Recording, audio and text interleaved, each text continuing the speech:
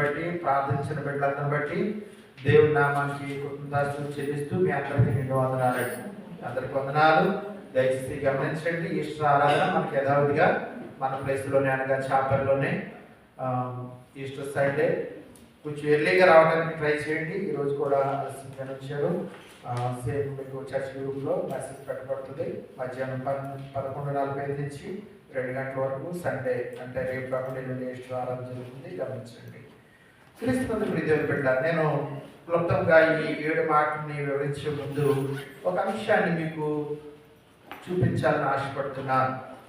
Mark సువార్త 15వ అధ్యాయం 25వ వచనం చూస్తుంటే, యేసు ప్రభు వారు గొల్గొతా పండగకి సిలువ మోసిన తర్వాత ఆయన సిలువ వేయబడ్డ సమయాన్ని మార్కు సువార్తికుడు ఉదాహరించాడు. అంటే సిలువ మీద ఆయన బంధింపబడిన సమయాన్ని మార్కు సువార్తికుడు 15వ అధ్యాయము 25వ వచనంలో మెన్షన్ చేశాడు.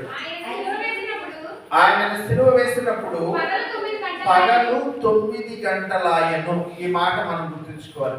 9 గంటల కల్లా ఆయన్ని కాళ్ళు చేతులు, ఆయన చీరలు, ఆయన అరచేతుల్లో, ఆయన కాళ్ళలో మేకులు కొట్టి ఆయన్ని సిలువ నిలబెట్టారు 9 గంటలకు. అలాగే మనం మత్తయి సువార్త 27:45లో చూసాము. అలాగే లోకాసు సువార్తలో కూడా చూస్తాం, మార్కు సువార్తలో కూడా ఉంటది. మత్తయి 27:45 మధ్యాహ్నం మొదలుకొని 3 గంటల వరకు ఆ దేశమంతా ఇంచుమించు 3 గంటలప్పుడు యేసు ఏలి ఏలి రామ సబక్తాని, నా దేవా అని ఎందుకు చెయ్యి. రెండు టైమింగ్స్ 4 సువార్తల్లో మెన్షన్ చేశారు. ఆయన సిలువకు పట్టబడిన సమయం 9 గంటలు, ఆయన సిలువ మీద మరణించిన సమయం 9 గంటలు. మొదటి 3 మాటలు యేసు ప్రభు వారు 9 గంటల నుంచి 3 గంటల లోపు పలికారు. మొదటి 3 మాటలు. చివరి అంటే 4వ మాట, అలాగే తర్వాత 5, 6, 7 మాటలు 3 గంటల సమయంలో త్వరగా ఆయన పలికి ఆయన ప్రాణాన్ని విడిచిపెట్టారు. అయితే నేను చెప్పాలనుకున్న అంశం ఏమిటంటే, యేసయ్య ఎందుకు 9 గంటలకే సిలువకు కొట్టబడ్డారు? ఎందుకు 3 గంటలకే ప్రాణం విడిచారు? 3 గంటలకే ఎందుకు ప్రాణం విడిచారు? దానికి ఇంకేమైనా కారణం ఉందంటే ఆ సమయానికి అయిందని మనం అలా భావించడం కాదు. కానీ సిలువలో జరుగుతున్న ప్రతి ఒక్క చర్య కూడా ప్రవచనాలతో కూడుకున్నది. ప్రియమైన బిడ్డ, ప్రవచనాల నెరవేర్పుగా ఉన్నది. ఈ సమయాన్ని మనం చూస్తూ ఉంటే ఇక్కడ ఒక విషయం మీకు ప్రస్తావిస్తున్నాను. సంఖ్యాకాండం తీయండి. సంఖ్యాకాండం 28వ అధ్యాయం 3-4 వచనాలు. సంఖ్యాకాండం 28వ అధ్యాయం నేనే చదువుతున్నాను. 28వ అధ్యాయం 3-4 వచనం, 136వ పేజీ. మరియు నీవు వారికి ఎలాగో ఆజ్ఞాపించుము, మీరు యెహోవాకు నిత్యమైన దహన బలి రూపముగా ప్రతి దినము నిర్దోషమైన ఏడాది వరకు 2 మగ గొర్రె పిల్లలను అర్పింపవలను. వాటిలో ఒక గొర్రె పిల్లను ఉదయం అర్పించి సాయంకాలం 2వ దానిని. ఒక గొర్రె పిల్ల, 2 గొర్రె పిల్లలు తీసుకోవాలి. 2 గొర్రె పిల్లలు తీసుకోవాలి. అందులో మొదటిది ఉదయం మందులు, 2వది సాయంకాలం.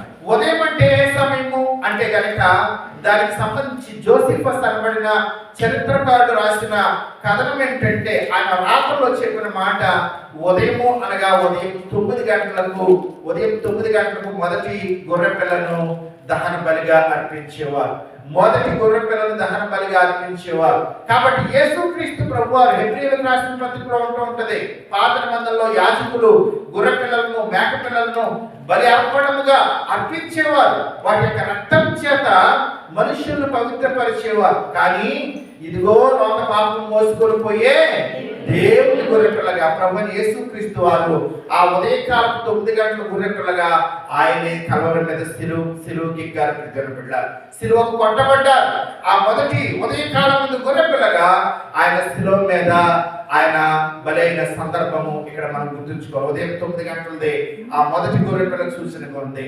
అంతేకాదు సాయంకాలం 3 గంటలకు 2వ గొర్రె పిల్లను అర్పించాలి. 2వ గొర్రె పిల్లను అర్పించాలి. సాయంకాలం అనగా అది ఎప్పుడనగా సాయంకాలం అనేది 3 గంటలతో ప్రారంభమవుతూ ఉంటది. అంతేకాదు యూదుల యొక్క క్యాలెండర్ ఇవన్నీ కూడా మనం బేరీస్ వేసుకుంటే కనుక యేసుక్రీస్తు ప్రభువారు 3 గంటలకు తన ప్రాణంను విడిచిపెట్టారు.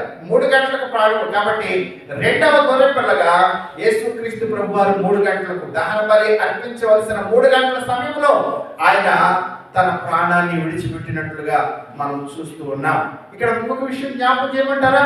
మనకి అపోస్తల కార్యముల గ్రంథం 3వ అధ్యాయంలో అనుకుంటా పగలు 3 గంటలకు పేతురు యోహాను దేవాలయానికి, శృంగారం దేవాలయానికి ఎక్కి వెళ్తున్నారు. అనగా అది దహన బలి అర్పించే సమయం, అందుకని వారు త్వరగా వెళ్తున్నారు. కాబట్టి ఆ 3 గంటల సమయంలో ఇంకా అపోస్తల కార్యంలో చాలా సూచనలు ఉన్నాయి. కొన్నేళ్ళు ఎన్నింటికి ప్రార్థన చేసేవాడండి, కొన్నింటికి 3ంటికి ప్రార్థన చేశాడు. కనుక ఎందుకంటే దహన బలి అర్పించే సమయం, ఆ దహన బలి అర్పించే సమయంలో దహన బలి పశువుగా, యజ్ఞ పశువుగా, యాగ పశువుగా యేసుక్రీస్తు ప్రభు వారు ప్రాణం పెట్టారు. చూడండి, మళ్ళీ ఒకసారి సంఖ్యాకాండంలోకి వెళ్తే కనుక 28వ అధ్యాయం 8వ వచనం చూడండి.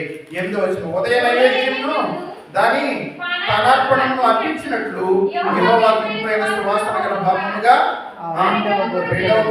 సాయంకాలం ఇది యెహోవాకు ఇంపైన సువాసన గల భావం. మనం చదువుకున్న పాత పాట యెషయా గ్రంథం 53వ అధ్యాయంలో ఇదిగో యెహోవా యేసుక్రీస్తు ప్రభు వారి కల్వరి శిలువలో ఆ యొక్క యాగమంతా శ్రమలన్నీ ముగిసిన తర్వాత యెహోవా ఇంపైన సువాసనను ఆఘ్రాణించను. అతడు పొందిన వేదన చూచి అతడు తృప్తి పొందిననే మాటలు మనం చదువుతున్నాం. నా సమయం అవుతుంది, నేను ముగించాలి. కాబట్టి ఈ సమయం మనం ఆలోచన చేస్తుంటే కల్వరి శిలువలో నుంచి యేసుక్రీస్తు ప్రభు వారు మొట్టమొదటి మాట క్షమాపణ. ఇదేనా మనుషులు పగతో రగిలిపోతున్నారు, కక్షలతో రగిలిపోతున్నారు, ఒకరిని చూసి ఒకళ్ళు అసూయలు, దేశం మధ్య అసూయలు, రాష్ట్రం మధ్య అసూయలు. ఈనాటి ప్రపంచానికి కావాల్సింది ఏంటంటే క్షమాపణ.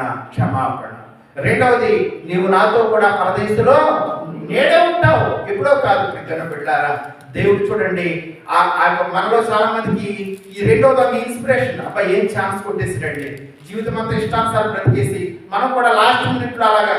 అతనికి అవకాశం లేదు. ప్రియమైన బిడ్డలారా, అతనికి ఇప్పుడు దాకా రక్షకుడు ఎవరో తెలవలేదు, శిలువ మీద తెలిసింది కాబట్టి అతనికి వెంటనే రక్షణ దొరికింది. మనకి ఎన్ని పూడికలు, ఎన్ని ఆదివారాలు, ఎన్ని లెంటి కాలాలు, ఎన్ని క్రిస్మస్లు, ఈ సువార్త అంతా దేవుడికి అందిస్తుంటే నువ్వు ఇంకా రెండవ దొంగలాగా ఆఖరి నిమిషంలో, లాస్ట్ నిమిషంలో నేను ఛాన్స్ పొందుకుంటాను అనుకుంటే కనుక నీ భ్రమ. ప్రియమైన బిడ్డలారా, మనకు అవకాశం ఉండదు. మూడవది, అమ్మా ఇదిగో నీ కుమారుడు. చూడండి, చక్కగా చెప్పారు, బాధ్యత. ప్రియమైన బిడ్డలారా, ఆదరణ, రెండోది బాధ్యత. ఈరోజు నీ తల్లి పట్ల నువ్వు బాధ్యత కలిగి ఉన్నావా? నీ తండ్రి పట్ల నువ్వు బాధ్యత కలిగి ఉన్నావా? నీవు నీ దేశంలో దీర్ఘాయుష్మంతుడు ఉన్నట్టు నీ తండ్రిని తల్లిని సన్మానించుము. 4వ ఆజ్ఞని యేసయ్య శిలువలో నెరవేర్చాడు. 4వ మాట, నా దేవా నన్ను ఎందుకు విడనాడికి ఎడబాటు. 5వ మాట, దప్పికొనిచున్నాను, తండ్రితో సహవాసం కొరకు దప్పికొన్నాడు. 6వ మాట, సమాప్తమైనది, విజయంతో కూడిన కేక. ఆయన ఏది కూడా ఆయన విస్మరించలేదు, విజయంతో కూడిన మాట. చివరిగా ఏమంటున్నాడు, తండ్రి నీ చేతికి నా ఆత్మను అప్పగిస్తున్నాను.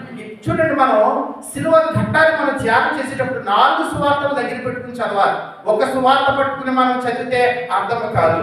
తండ్రి నీ చేతికి నా ఆత్మను అప్పగించుకుంటున్నానని లోకా సువార్త 24వ అధ్యాయంలో ఉంది. కానీ అప్పుడు ఏం జరిగిందంటే దాన్ని మత్తయి సువార్తికుడు చాలా వివరణాత్మకంగా రాశాడు. ఆ మాట పలికినప్పుడు ప్రకృతిలో కొన్ని మార్పులు జరిగాయి. ఏదంటే మత్తయి 27:50 నుంచి నేను చదువుతున్నాను చూడండి. 50 నుంచి మత్తయి 27:50. యేసు మరలా బిగ్గరగా కేకలు వేసి ప్రాణం విడిచెను. అప్పుడు దేవాలయం ధర పైనుండి క్రింద పిండిగా చిరిగింది, భూమి వణికింది, బండలు బద్దలైనవి, సమాధులు తెరవబడిన, నిద్రించిన అనేక మంది పరిశుద్ధుల శరీరములు లేపబడ్డాయి. ఇవన్నీ ఏమిటి? ఇంతకు ముందు ఎవరు కూడా అనేక మంది సిలువ వేయబడేవారు, కానీ ఎప్పుడు జరగలేదు. ఇవన్నీ అసాధారణమైన సంభవాలు. ఇవి అసాధారణమైన సంభవాలు, ఇవి సాధారణమైన సంభవాలు కాదు. భూమి వణికిందంట, బండలు బద్దలైనంట, సూర్యుడేమో అదృశ్యమైపోయాడు, చీకటి కమ్మింది.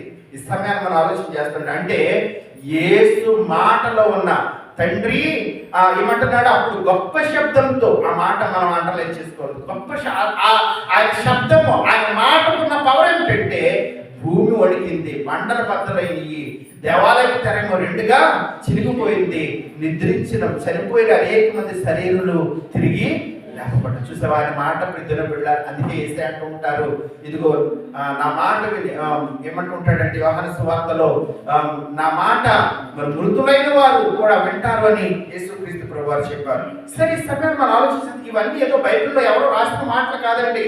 నాసా పరిశోధనలో కూడా రీసెర్చ్ చేసినప్పుడు నిజానికి ఈ రోజు ఇప్పుడు మన ఏప్రిల్ 3వ తారీఖున 2026 సంవత్సరం. యేసు ప్రభు వారు 2000 సంవత్సరం క్రితం కూడా చనిపోయింది ఇదే డేట్ అంటండి. ఇదే డేట్ ఏప్రిల్ 3వ తారీఖున ఆయన గుడ్ ఫ్రైడే రోజున సిలువ వేయబడ్డారు. అంటే ఎగ్జాక్ట్ గా ఆయన ఏ రోజు అంటే ఏ డేట్ లో సిలువ పెట్టారో ఆ రోజు మనం ఆరాధన చేస్తున్నాం. ఆ రోజు సిలువ వేయబడ్డారు అన్నది ఏంటి రుజువు, గ్యారంటీ ఏమిటంటే నాసా వాళ్ళ పరిశోధనలో తేలిందంట.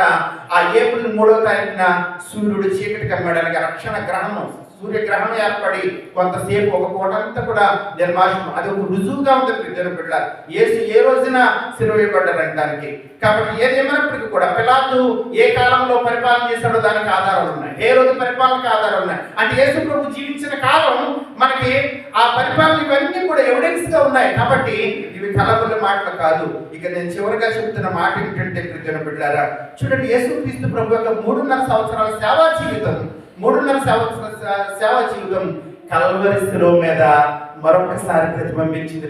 బిడ్డ కల్వరి శిలువ మీద మరొకసారి ప్రతిబింబించింది. చివరిగా మనం చూస్తుంటే 31వ సంకీర్తన 5వ వచనంలో మరి ఈ 7వ మాటని ముందుగానే దావీదు భక్తుడు ప్రవచించాడు. 31వ కీర్తన 5వ చరణంలో ఏమంటూ ఉంటారంటే, నా ఆత్మను నీ చేతికి అప్పగించుతున్నాను. యేసు ప్రభు 7వ మాట పలికింది ఆ మాటే, తండ్రి నీ చేతికి నా ఆత్మను అప్పగించుకొస్తున్నాను. బిడ్డారా, మనకు ఒక మాట తెలుసు, చనిపోయిన వారు ఆ బాడీ దగ్గరికి వెళ్ళినప్పుడు సమాధి చేసేటప్పుడు ఉపయోగిస్తూ ఉంటారు, మన్నైనది వెనుకటి వల్లనే మట్టి చేరును, ఆత్మ దాన్ని దయచేసిన దేవుని యొద్దకు వెడలిపోవును. ఇష్టమైన అలవాటుగా మనం అనేచ్చు, కానీ యేసు ప్రభు వారు ఎగ్జాక్ట్ గా చెప్తున్నారు, తండ్రి నీ చేతికి నా ఆత్మను అప్పగించున్నా. ఆత్మ ఎంతో పరిశుద్ధమైన బిడ్డారా. నీ ఆత్మని ఎలాగా నువ్వు ఉపయోగిస్తున్నావు, నీ శరీరం మలినమైతే నీ ఆత్మ కూడా మలినమవుతుంది, నీ శరీరం పాపం అయితే నీ ఆత్మ కూడా పాపం అవుతుంది. కానీ యేసుక్రీస్తు ప్రభు వారు 33.5 సంవత్సరాల సేవా జీవితంలో ఆయన ఎక్కడ కూడా పాపము అనేది అంటించుకోకుండా మన స్థానంలో పాప భారం అంతా మోసి చివరాఖరికి ఆయన ఆత్మను పరిశుద్ధంగా పవిత్రంగా తండ్రి చేతికి అప్పగించారు. ఈరోజు ఒక క్వశ్చన్ వేసుకోవాలి, నీ ఆత్మ పట్ల నీవు ఏమని సాక్ష్యం ఇవ్వగలవు? నీ ఆత్మ పరిశుద్ధమైనదిగా ఉన్నదా? నీ ఆత్మ పవిత్రమైనదిగా ఉన్నదా? ఒకనొక రోజు మనం కూడా మరణిస్తాము, మన ఆత్మ కూడా తండ్రి దగ్గరికి వెళతాదని ధైర్యము నిశ్చయత మనం కలిగి ఉన్నామా? ఒకసారి ఆలోచన చేద్దాం. కాబట్టి ఆ నిశ్చయత కోసమే ఈ గుడ్ ఫ్రైడే, ఈ ఆరాధనలు, ఈ ఆదివారం గుడిలు.